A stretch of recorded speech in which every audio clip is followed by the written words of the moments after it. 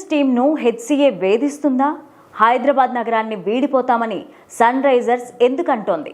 దీనంతటికీ కారణం కాంప్లిమెంటరీ పాసుల దగ్గర చెలరేగిన వివాదమే కారణమంటున్న ఆరోపణలు వస్తున్నాయి. కార్పొరేట్ బాట్స్కి కూడా హెచ్సిఏ తాళం వేసిందని సన్ రైజర్స్ ఫ్రాంచైజీ ఆరోపిస్తోంది. అసలు వివాదానికి కారణమేంటి? సన్ రైజర్స్ రాసిన లేఖల్లో ఏముంది? ఐపీఎల్లో సన్ రైజర్స్ హైదరాబాద్ టీంకు వింత కష్టం వచ్చింది. హైదరాబాద్ క్రికెట్ అసోసియేషన్ నుంచి ఒత్తిడి ఎదుర్కోలేక హైదరాబాద్ నగరాన్ని వీడుతామని సన్ రైజర్స్ యాజమాన్యం బాంబు పేల్చింది.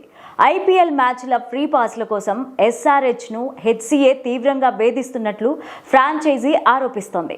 హెచ్సిఏ అధ్యక్షుడు జగన్ తమపైన బెదిరింపులకు పాల్పడుతున్నారని, ఐపీఎల్ ఉచిత పాసుల కోసం వేధిస్తున్నారని హెచ్సిఏ కోశాధికారికి ఎస్ఆర్హెచ్ ప్రతినిధి లేఖ రాయడంతో ఈ విషయం వెలుగులోకి వచ్చింది.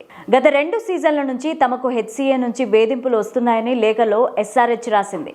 అగ్రిమెంట్ ప్రకారం సన్ రైజర్స్ యాజమాన్యం హైదరాబాద్ క్రికెట్ అసోసియేషన్కు 10% టిక్కెట్లు అంటే 3,900 కాంప్లిమెంటరీగా అందిస్తోంది.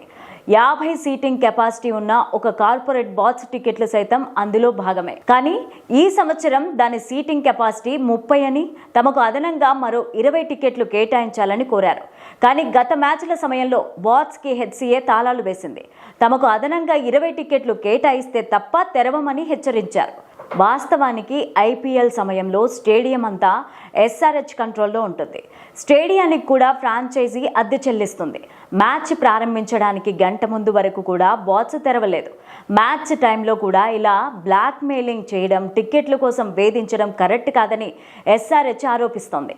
జగన్మోహన్ రావు చాలాసార్లు వారిని బెదిరించారని, 2 ఏళ్లుగా ఇబ్బంది పెడుతున్నారని ఎస్ఆర్హెచ్ టీం అంటోంది. ఒత్తిడి, బెదిరింపులతో నగరంలో కొనసాగడం కష్టమేనని, ఈ విషయంపైన తెలంగాణ ప్రభుత్వం బీసీసీఐతో మాట్లాడతామని సన్ రైజర్స్ ఫ్రాంచైజీ అంటోంది.